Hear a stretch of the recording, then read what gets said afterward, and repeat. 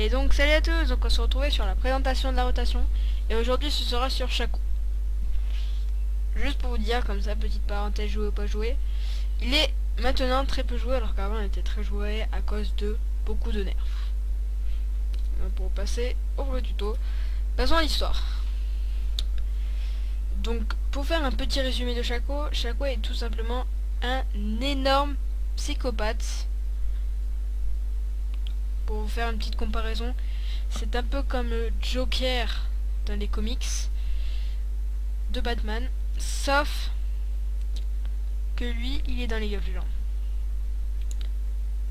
Pour vous prouver, il rigole, il tue des gens juste pour rigoler, ce qui est très psychopathe. D'autres choses à dire sur son histoire, on sait très peu de choses sur lui, c'est une énigme, on ne sait pas d'où il vient. Les rumeurs disent qu'il n'est pas de Runeterra. C'est un être originaire d'un monde sombre et difforme. On ne sait pas beaucoup de choses. Tout ce qu'on sait, c'est qu'il est venu à League of Legends pour massacrer toutes les personnes qu'il voyait et pour s'amuser. Donc la position qu'on vous conseille est jungler. Pourquoi jungler? Tout simplement parce que ses ganks sont impressionnants. Juste à cause de son A, peut faire d'énormes surprises aux adversaires, donc ça peut être très très intéressant. Et en early game il offre un net avantage à son équipe, ce qui peut tout simplement vous faire gagner grâce à son équipe. Petite parenthèse, counter, il y a Jarvan 4 ici que je connais. Après je ne connais pas d'autres, mais après je sais que ça peut être violent. Donc bien sûr, ça c'est à peu près les runes de base des junglers, qui est des grandes quintessences de dégâts d'attaque, des grands sauts d'armure, des grands glyphes de résistance magique et des grandes marques de pénétration d'armure, donc pour faire des gros dégâts quand vous arrivez en game, et avoir de l'armure et de la résistance magique pour le jeu et pour la jungle.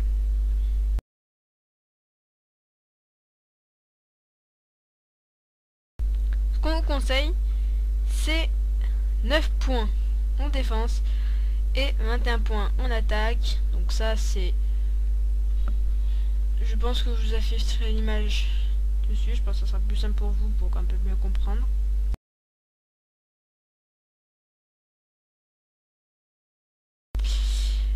Donc ensuite, avant de passer à l'ordre de dessin qu'on vous conseille, on va déjà passer à l'explication des compétences. Voilà, je vais mettre un petit skin, c'est mieux. Voilà. J'aime pas trop ce skin, mais c'est pas grave. Donc commençons déjà par son passif, qui est très simple. C'est traîtrise, c'est que quand il frappe un ennemi dans le dos, il inflige 20% de dégâts supplémentaires. Donc quand je vous ai dit que juste avec son A, il peut faire énormément de dégâts et faire un grand effet surprise, voilà la réponse. Et son A, qui est tromperie, c'est que Shaco devient instantanément invisible et il se téléporte. Vers la position ciblée, sa prochaine attaque inflige un coup critique. Donc quand il se téléporte, il peut pas se téléporter à chaque fois, hein, c'est juste quand il lance son sort en fait, il se téléporte automatiquement là où il a cliqué et après il doit marcher normalement. Et aussi un grand effet, c'est qu'il inflige un coup critique. Donc par exemple pour les gangs, vous lancez votre A, vous allez faire 20% de dégâts si vous attaquez dans le dos, bien sûr, et faire 20% de dégâts supplémentaires et un coup critique en plus. Ce qui est assez violent. Boîte surprise qui est pendant un grand moment à traumatiser tous les gens qui jouent à League of Legends, les bush, dans les bush. C'est en fait une boîte qui est invisible et que dès qu'un ennemi s'en approche, il les effraie, excusez-moi, et les frappe. Donc quand il n'y en a qu'une seule qui est posée dans la bâche, ça fait pas beaucoup de dégâts, mais ça peut faire beaucoup de dégâts. Mais dès qu'il y en a par exemple 5, je crois avant pour en mettre 5, maintenant je sais plus beaucoup. Je sais plus si on peut encore en mettre au maximum. Donc ça, je vais pas trop m'avancer dessus. Alors, si vous en mettez quand même le maximum, vous pouvez faire énormément de dégâts. En plus, si en plus vous êtes dedans, l'ennemi n'a presque aucune chance de survivre. S'il survit, il aura plus beaucoup de vie, car la boîte surprise qui effraieront l'ennemi. donc il pourra rien faire. Et vous qui pourra faire avec votre tromperie un coup critique et en passant dans le dos des dégâts supplémentaires, puis votre E. On verra là tout de suite. Son donc l'un de ses seuls sorts d'Akodak, comme son notre sort qui fait des dégâts et hallucination. Quand je dis qu'il fait des dégâts, ça fait qu'il fait des dégâts lui-même. Sinon il y a aussi boîte surprise, mais c'est pas lui qui fait les dégâts, c'est les boîtes. C'est une sorte d'invocation qui fait des dégâts. Donc revenons. Son E, donc en fait il lance une attaque, donc il lance son arme pour infliger des dégâts et empoisonner les ennemis. Et aussi il réduit les chances de toucher des sbires aux ennemis. Voilà. Petite parenthèse, ça sert pas mal. Ça peut servir personnellement. Mais voilà.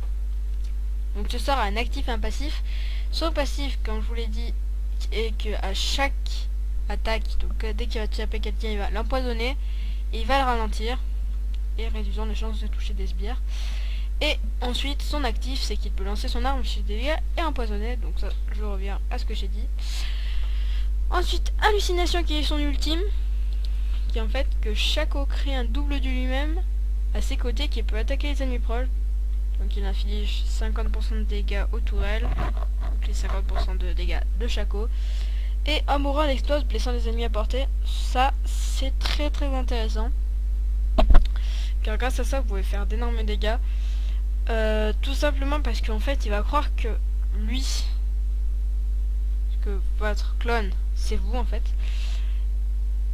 Et c'est pas comme un clone de base, c'est un clone qui, quand vous tapez, quand il meurt, il explose, il peut infliger d'énormes dégâts. C'est une sorte de petite surprise que vous faire à vos adversaires. Et si vous faites en plus la boîte surprise, le poison double, la tromperie, vous pouvez faire énormément de dégâts. Voilà, donc là on est passé aux compétences, on va passer dans l'ordre des sorts qu'on vous conseille. Donc pour jouer jungle, le premier sort qu'on vous conseille, c'est boîte surprise. Ça peut être très intéressant, donc je ne sais plus le cooldown de boîte surprise. Je sais plus beaucoup, avant on pouvait en placer 2. Bon, en tout cas, vous placez des boîtes surprises ou une boîte surprise devant votre bleu au départ.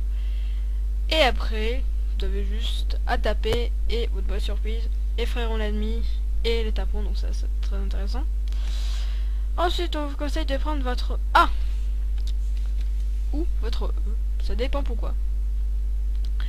Si vous voulez gank, quand même prenez votre A. Parce que même si vous n'avez pas E, votre E pour gank, votre A fera quand même énormément de dégâts grâce à vos attaques de base, car il infligera un coup critique et en plus si vous tapez dans le dos, 20% de dégâts supplémentaires.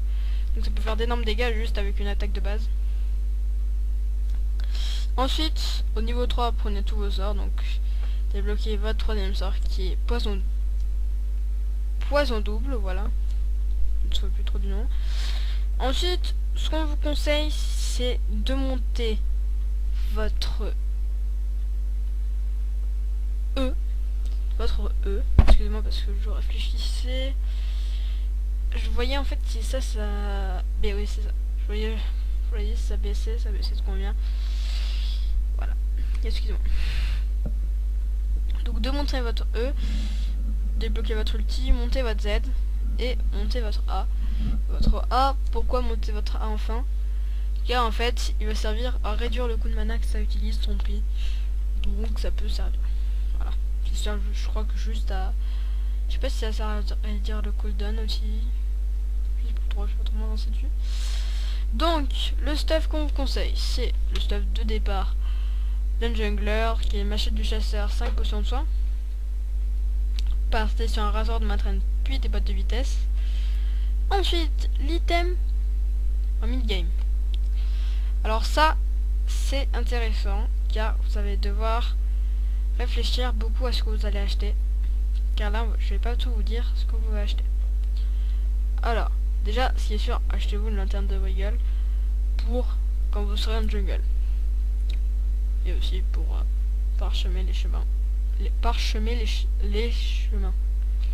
Excusez-moi. Ensuite, ça dépend de vous. Boîte de mobilité ou boîte de célérité. Boîte de mobilité, ça va vous servir à faire des ganks plus rapidement, donc pouvoir vous déplacer plus facilement dans la map, donc pouvoir faire des ganks très rapidement et très efficaces. Ou achetez-vous des boîtes de célérité pour plus vous combattre pendant longtemps. Donc quelle est la différence? C'est qu'en fait, boîte de célérité, pour ceux qui ne connaissent pas trop, boîte de célérité, ça rajoute de la vitesse. Et boîte de mobilité aussi, sauf que quand vous faites taper, ça annule le bonus de vitesse. Donc en gros, boîte de mobilité, c'est quand vous êtes sûr de pas trop vous faire taper. Ensuite, cap solaire, parce que Shaco n'est pas du tout résistant. C'est plutôt un assassin, comme ses caractéristiques qui sont écrites. Voilà. Donc je vous laisse sur l'image des conseils, si vous voulez les voir. Ensuite, nous vous conseillons d'acheter le poignard de statistique pour faire des coups critiques, car les coups critiques de Shaco sont tout simplement mortels. Et votre build final sera les boîtes de mobilité ou boîtes de célérité, comme vous voulez, ça dépend de vous. Les lanternes de wiggle pour jungler, c'est normal. La cape solaire pour résister, ça peut toujours servir. En plus, je pense que vous aurez vraiment besoin de résister, comme Shaco est très faible en termes de vie. Le poignard de statistique pour faire d'énormes dégâts. Et la lame du rat déchu pour vol de vie et dégâts. Et après, la dernière arme, c'est vous qui voyez. Je vous conseille l'épée sanglante quand même, pour avoir du vol de vie et quand même pas mal de dégâts. Après, là, c'est vous qui voyez. Donc, je vous laisse choisir, hein. Ça dépend beaucoup de vous.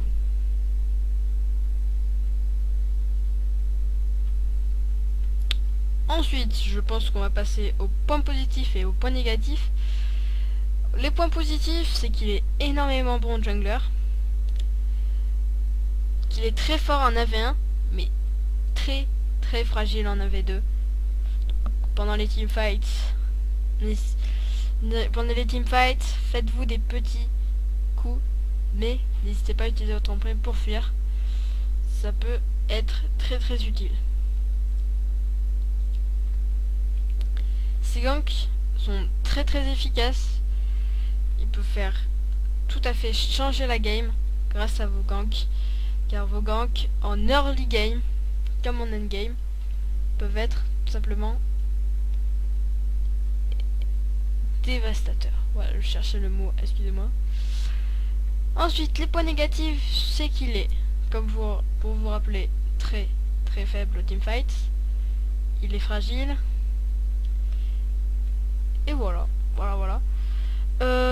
Après, personnellement, je trouve que quand même, faudra très souvent quand même aller chercher le bleu. Parce que si vous voulez faire pas mal de pièges avec les boîtes surprises, faut quand même pas trop les utiliser. Il faut quand même avoir pas mal de mana. Donc, dès que vous voulez préparer à faire un gank, prenez votre bleu. Ça peut être très important. Donc voilà, je pense que c'est la fin de ce tutoriel. Donc n'hésitez pas à liker, à vous abonner, à mettre un commentaire et pas partager ça autour de vous. Allez, bye. Et juste pour vous rappeler comme ça, je pense que la prochaine vidéo sera